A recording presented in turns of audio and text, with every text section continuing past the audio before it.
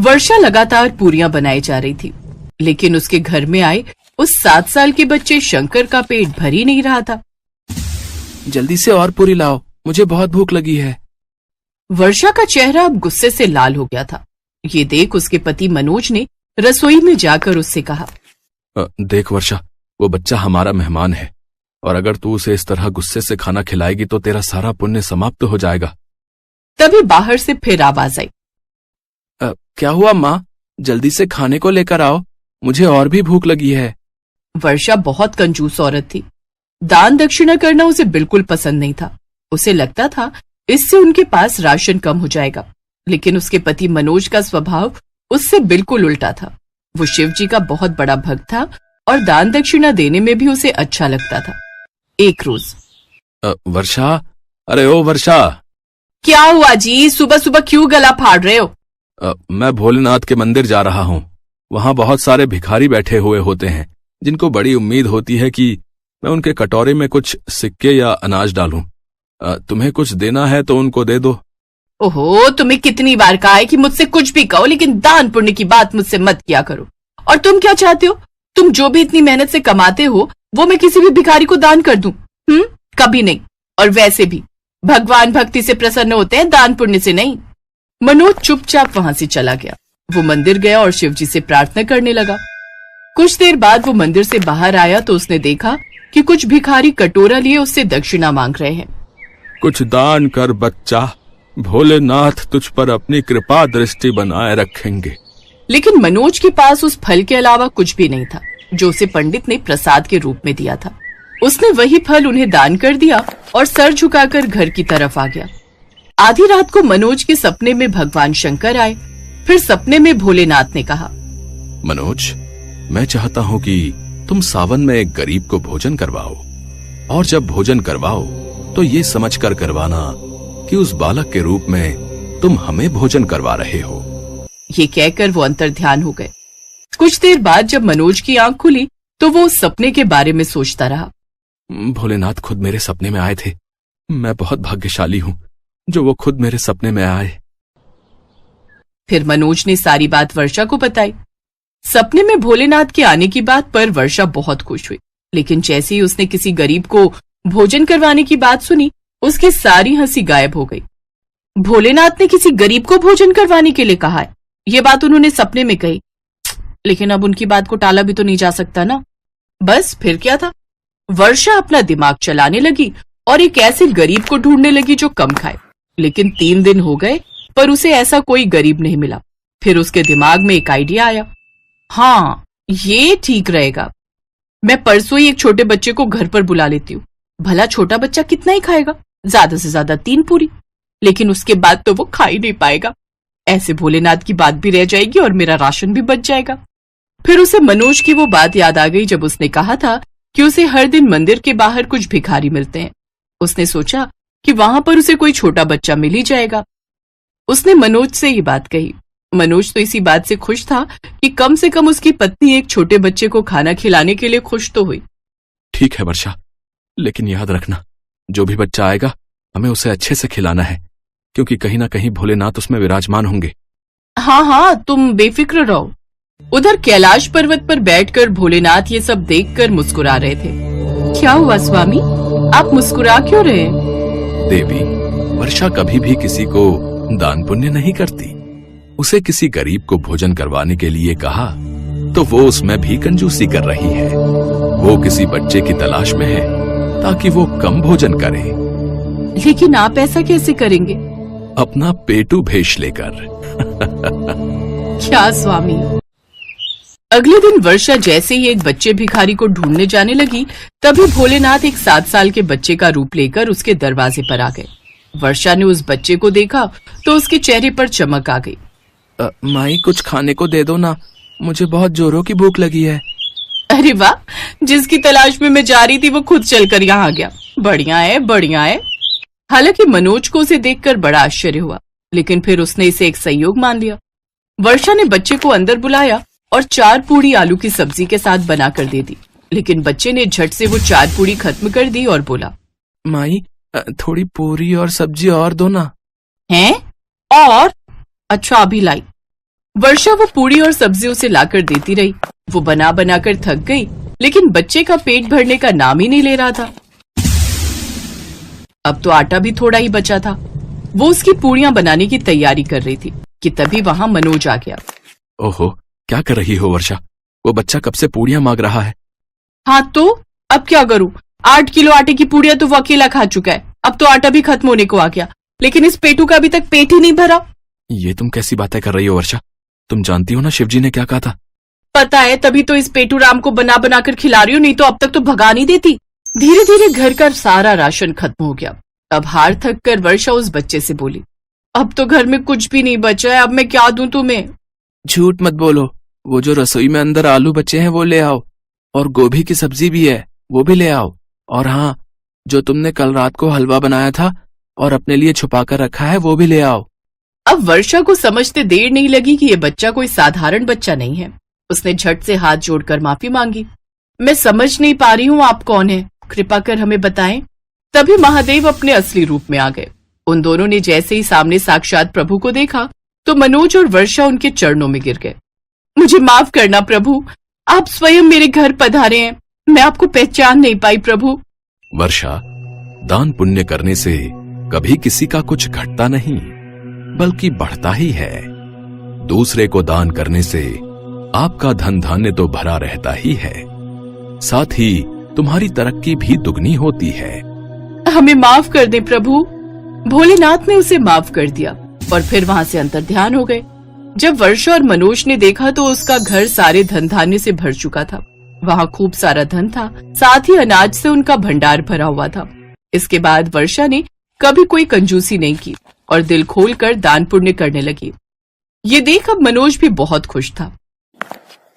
अब वो दोनों साथ में दान पुण्य करते और भोलेनाथ के नाम के भंडारे करवाते। भोला अपनी पत्नी और 2 बच्चों के साथ हरिपुर गांव में रहता था। वो गांव के साहूकार के पास मजदूरी करता था। भोला ने अपनी बहन की शादी के लिए साहूकार से कर्ज लिया था, जिसका भुगतान वो साहूकार को कई वर्षों से कर रहा था। भोला भगवान शंकर की बहुत पूजा करता था। ऐसे ही एक दिन मंदिर में शिवरात्रि का भव्य आयोजन था। वो पत्नी और बच्चों के साथ मंदिर पहुंचा, पर साहूकार भी वहां मौजूद था। मंदिर में दर्शन करने के लिए पुण्य करने पड़ते हैं, तो जैसे कंगाल के पास ऐसा क्या है भगवान शंकर को देने के लिए? बता, कोई दान दक्षिणा या कोई चढ़ावा? भोला उदास मन से पत्नी और बच्चों को लेकर वापस घर की ओर चल पड़ता है। तभी कुछ खाने को दे दो, बड़ी जोरों की भूख लगी है। भैया, ये आटे का हलवा है, अगर ये खाओ तो। हाँ, मुझे आटे का हलवा दे दो, भूख में तो प्रसाद और भी स्वादिष्ट लगता है। क्या नाम है तुम्हारा?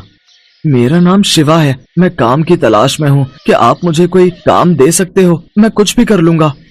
पर मैं तो खुद एक गरीब मजदूर हूँ, गांव के साहूकार के पास मजदूरी करता हूँ। मैं तुम्हें भला क्या काम दूंगा? भैया, मुझे कोई भी काम दे दो, बदले में मुझे पैसे नहीं, बस रहने की जगह दे देना।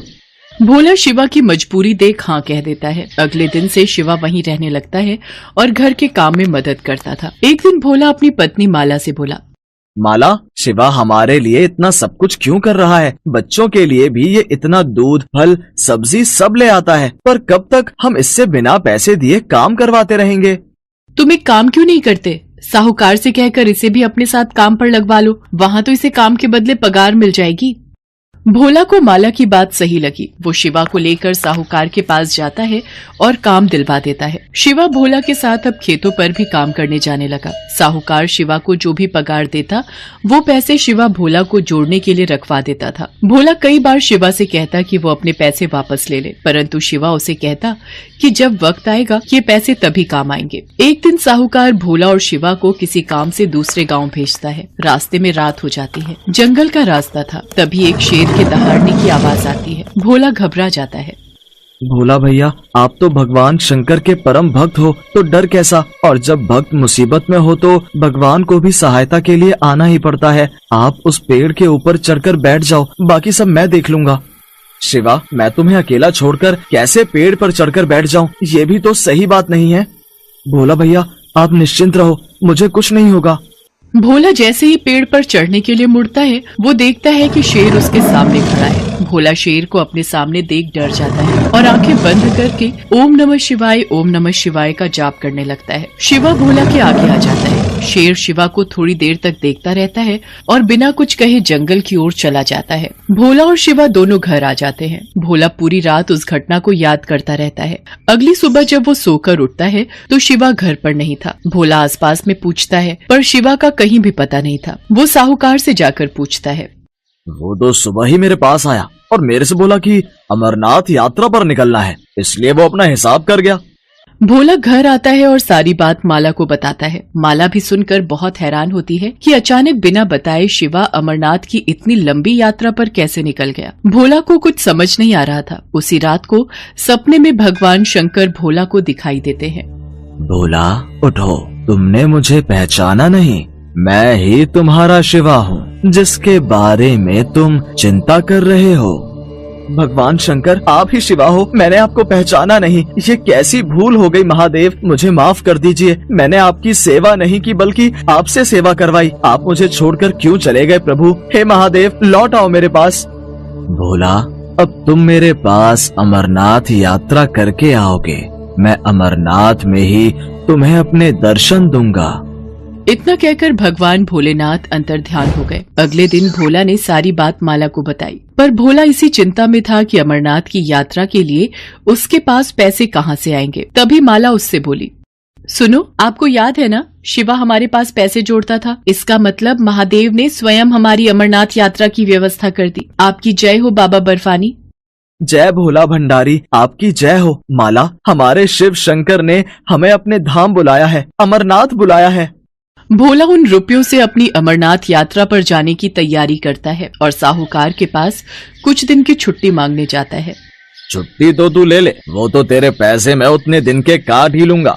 पर ये बता, तू अमरनाथ की यात्रा के बारे में जानता भी है? पता है कितनी दूर है अमरनाथ धाम? पैसा, कपड़ा, खाना पीना, पूरे परिवार के साथ तू कैसे अमरनाथ की यात्रा कर पाएगा? बहुत कुछ देखना पड़ता है। वहाँ पर पूरा पंजीकरण होता है। पूरी तरह से स्वस्थ मनुष्य ही अमरनाथ की यात्रा कर सकता है, नहीं तो रास्ते में ही रोक देते हैं। और तू ठहरा एक गरीब कमजोर, 2-2 दिन तो तू रोटी नहीं खाता। रास्ते में ही गिरकर बेहोश हो गया तो वापस भेज देंगे। देख, मैं भी अमरनाथ जा रहा हूँ अपने परिवार के साथ। देख लियो, मैं अमरनाथ की पूरी यात्रा करके ही वापस आऊंगा।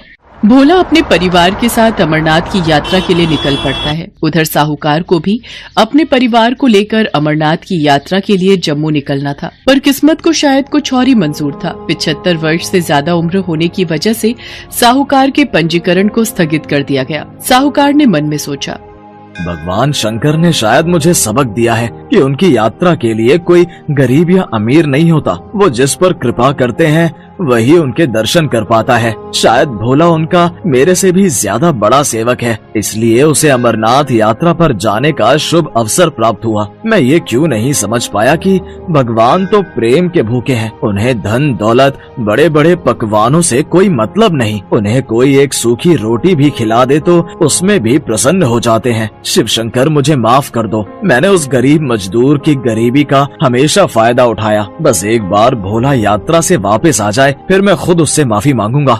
भोला माला और बच्चों के साथ पहलगाम पहुंचता है। वहां से वो पैदल ही यात्रा शुरू करता है। जय बम भोले का जाप करता हुआ वो आगे बढ़ता रहता है। चलते चलते बच्चों को भूख लगती है। रुको तुम लोग, यहाँ इस पत्थर पर बैठो, मैं किसी से पूछता हूँ। सुनिए भैया जी, यहाँ खाने के लिए कोई सुविधा मिल जाएगी? अरे भाई, ये अमरनाथ श्रद्धालुओं के लिए लंगर कमेटियाँ जी जान से पलखे बिछाकर उनका सत्कार करती हैं। खाने पीने से लेकर सोने तक की सुविधा उपलब्ध करवाई जाती है अमरनाथ यात्रा के लिए। आओ, मैं तुम्हें वहाँ का रास्ता बताता हूँ।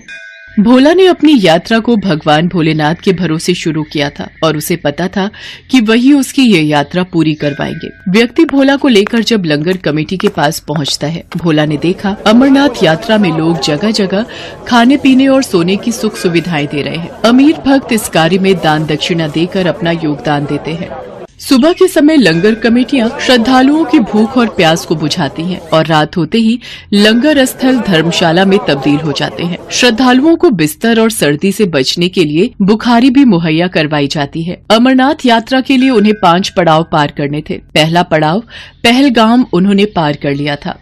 बापू, अभी हमें कितनी और यात्रा करनी है? अभी कितनी दूर है अमरनाथ की गुफा? नमन, पहला पड़ाव पहलगाम में अभी हम हैं। अभी हमें चंदनबाड़ी, शेषनाग, पंचतरणी पार करना है। उसके बाद 5वां पड़ाव अमरनाथ की गुफा है, जहां बाबा बर्फानी भोलेनाथ के शिवलिंग के दर्शन होंगे। मतलब अमरनाथ की यात्रा के रास्ते में 5 पड़ाव आते हैं? हाँ छाया बिटिया, पर भोले बाबा का नाम लेते जाओ तो ये रास्ता आराम से कट जाता है और ये 5 पड़ाव भी पार हो जाता है।